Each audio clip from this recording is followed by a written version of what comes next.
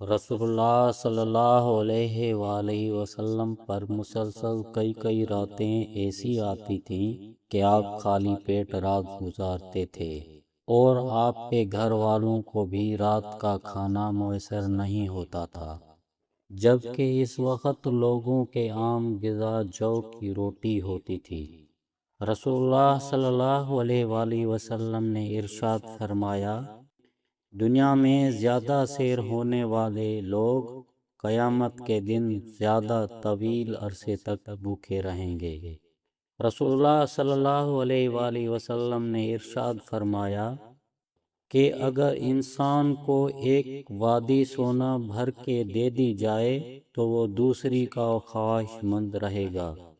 اگر دوسری دے دی جائے تو تیسری کا خواہش مند رہے گا، اور انسان کا پیٹ مٹی کے سوا اور کوئی چیز نہیں بھر سکتی، اور اللہ پاک اس کی توبہ قبول کرتا ہے جو توبہ کرے۔ رسول اللہ صلی اللہ علیہ وآلہ وسلم نے ارشاد فرمایا، تم میں سے کون ہے جسے اپنے مال سے زیادہ اپنے وارث کا مال پیارا ہو؟ صحابہ نے عرض کیا، یا رسول اللہ، ہم میں کوئی ایسا نہیں جسے مال زیادہ پیارا نہ ہو۔ آن حضرت صلی اللہ علیہ وآلہ وسلم نے فرمایا، پھر اس کا مال وہ ہے جو اس نے موت سے پہلے اللہ کے راستے میں خرچ کیا ہے، اور اس کے وارث کا مال وہ ہے جو وہ چھوڑ کر مرا۔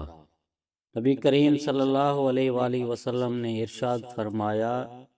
تمگری یہ نہیں ہے کہ سامان زیادہ ہو، بلکہ امیری یہ ہے کہ دل غنی ہو۔